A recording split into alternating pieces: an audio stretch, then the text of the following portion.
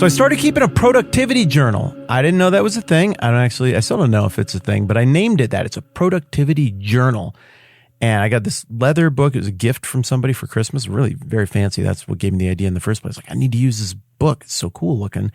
And it's blank throughout. Doesn't have dates or anything. But what I started doing is I write down the date in a very simple form and then the day of the week that was. And then I only give myself so many words to write down the raw, factual details of what actually happened that day. I don't really talk much about my feelings or anything like that. There's no narrative or story to it. It's just, this is what happened today. Phone calls, interactions, work that I got done. It's been really fruitful. And one of the reasons it's been very fruitful for me is because it's sustainable. I use such an economy of words here that I'm not overwhelmed by it at the end of the day. It's really easy for me to sit down and do my little Doogie Howser journaling thing at the end of the day, because I don't have to say anything profound like Doogie Howser had to. I just have to write down the facts of what I did that day. So that's one reason I like it. It's simple. Second reason I like it is because if I'm getting a lot of stuff done, sometimes I will have this proclivity to feel like it wasn't enough. I could have done more, not taken enough ground. And then I feel bad at the end of a productive day, mostly because I just haven't reflected carefully on what the day was. Well, the productivity journal forces me to reflect. The other thing that I like about it, though, is that it has illustrated to me how easy it is for life and memories and recollection to go downstream.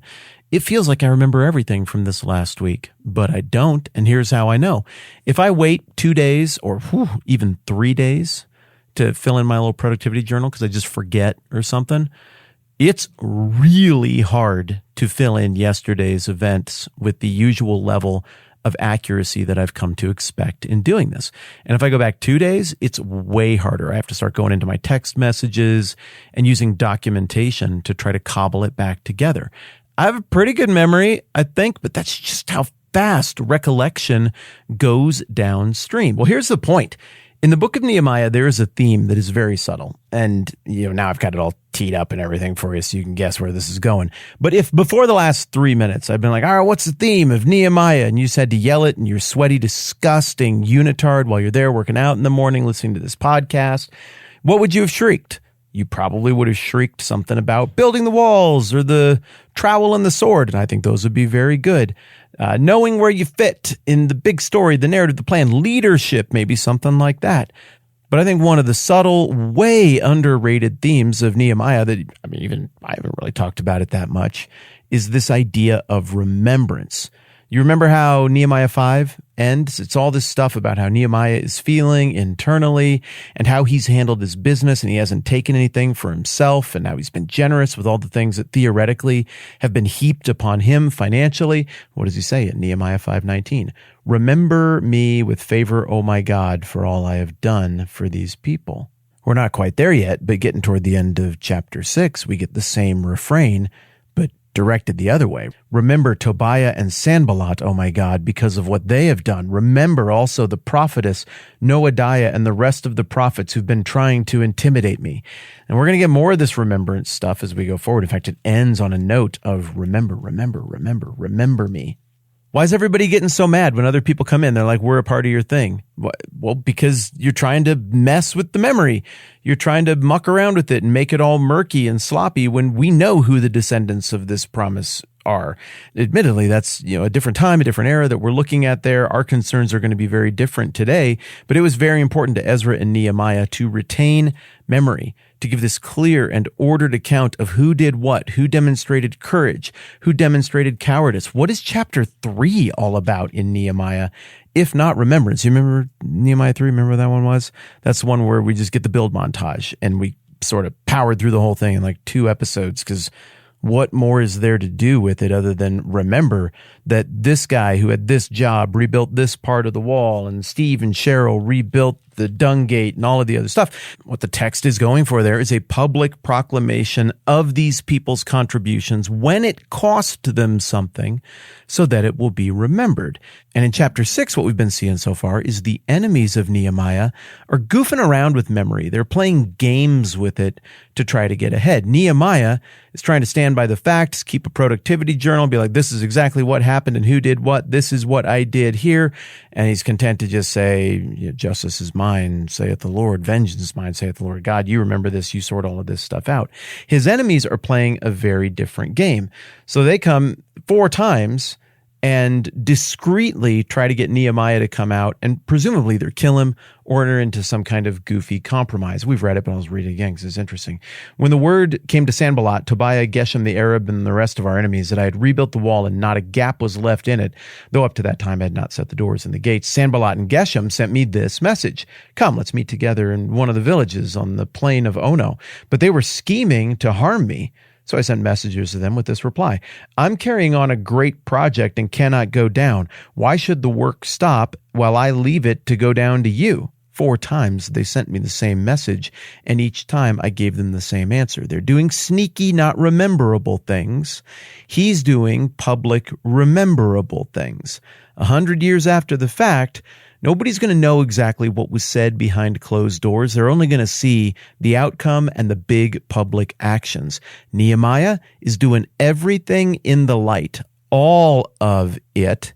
His enemies are doing everything in the shadows. Nehemiah has demonstrated a continual resistance to get into the narrative game. Well, they said this and they said that, and that's why I had to do this, and they made this. He understands that all that will be recorded is the kind of stuff that you and I see when I get out this big, giant, thick book I got here in my right hand called The Histories by Herodotus. He was familiar with how the histories were written. He's familiar with the books of the Bible that are in the Bible and the supporting documented books that get referenced throughout the Old Testament that weren't in the Bible. He's a learned man, and he's also no doubt familiar with the Greek historians who were writing before. Probably he was familiar with Herodotus, who was a contemporary of Nehemiah. He was familiar with how history in Persia and Greece and in the Jewish tradition works. And he understands that they use an economy of words like I do in my productivity journal to just say, this is the stuff that happened. Then so-and-so rebuilt this part of the wall. Then so-and-so came with 20,000 troops and attacked so-and-so and sacked the city. That's it. You don't get to know most of the time what everybody was thinking and who said what and what the little scuttlebutt and the gossip was. Nehemiah is very smart, given that he's doing a great work, a historic thing, to stay above the fray.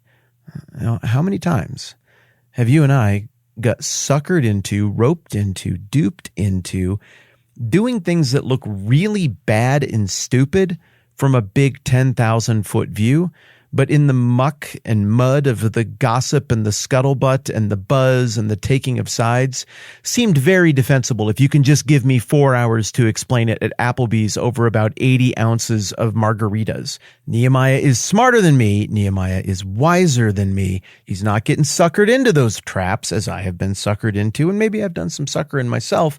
He's a guy with this remarkable perspective, and it keeps them from getting fooled by stuff like this. 4 times they send the message, trying to mess with the memory, the recollection of how this story will be recalled, how it's to be thought of at the time. Now they try to go public with their messing with the recollection, as we discussed yesterday. Then the 5th time, Sanballat sent his aide to me with the same message, and in his hand was an unsealed letter in which was written. Okay, this is different. Now it's public. Sanballat's aide, people know who that is not going to travel unaccompanied. There's going to be colors, markings, whatever to indicate this is a message from the enemies. He's coming into our work camp. Maybe there are no swords here, but hear ye, I bring ye this message as a legate of the great Sanballat, and this is what it shall read, sealed no doubt with his noble seal. It is reported among the nations, and Geshem says it's true, that you, Nehemiah, and the Jews are plotting to revolt, and therefore you're building the wall. Moreover, according to these reports, you're about to become their king, and have even appointed prophets to make this proclamation about you in Jerusalem. There's a king in Jerusalem. Now this report will get back to the king. So come, let us confer together.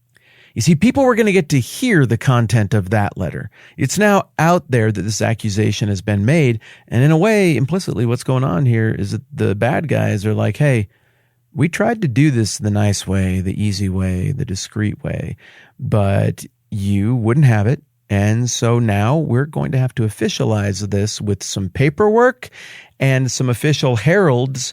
And now, what could have been quiet is known about you, that there's some rumors people are saying. I mean, rumors a lot of times have truth to them. Where there's smoke, there's fire. People are saying that you're actually a rebel. You're no friend to the king at all. And that you've even cooked up some fake prophets to declare some things about you and enter into a state of revolt. We wanted to help. We wanted to talk, but you were unwilling to meet us. So we had to, in the interest of what is right and defying the temptation to lie, the most hated of activities in Achaemenid Persia, and to defend the honor of the king and the sovereignty of his kingdom, we had to file this paperwork and send it to you. I sent them this reply. Nothing like what you're saying is happening. You're just making it up out of your head. They were all trying to frighten us, thinking their hands will get too weak for the work and it'll not be completed. But I prayed, now strengthen my hands. If you're not sure who the good guy or the bad guy is in a given situation, just look at who weasels all the time. Usually, the weasels are going to be the bad guy, and the person who wants to do everything in the light and everything above board and everything where everybody can see it, and who does not have to explain his position over a 4-hour margarita fest at Applebee's, but rather can simply let the record speak for itself. That person's usually the good guy. And here that's Nehemiah. Nehemiah has recollection and memory and remembrance on his side. The wall is a testimony to that. His job is a testimony to that. These few words he's used, which are much more memorable than many words, is a testimony to that. His enemies, they're constantly messing with truth, with remembrance. They're trying to throw as much crap and obfuscation at the wall as they possibly can to muddle up the memory and the reality of the situation, to cause confusion and despair, to make people's hands weak. The bad guys do things in the shadows. The good guy does things above board. The bad guys need hours, days, even weeks, tomes to explain why they were right. It's confusing a little bit, but when you see it, you'll understand. Just give me several days to explain it. Nehemiah needs just a few words strung together in a sentence and the record of what he's doing and what he's accomplished that speaks for itself. Well, maybe you're thinking that's probably it for all this fight, and you're wrong. There's more to come, and we'll get into the next very clever attempt to subvert Nehemiah next time around, this time using religion. Interesting. Matthew stickers are going out this week to everybody who supports the program at any level. I've got everything on hand, and we've been working on that. If for any reason your address isn't updated, please do that real quick, because this is way more fun when you actually get the thing that I want to send you, because it's a really neat thing, and I think you're going to like it. There's still time to get in and sign up and be a part of this next mailing. I think thetmbh.com/support shows you all the different ways that can happen if you're into that, or you cannot, which is also cool. I appreciate all of you. I'm Matt. This is the 10-Minute Bible Hour podcast. Let's do this again soon.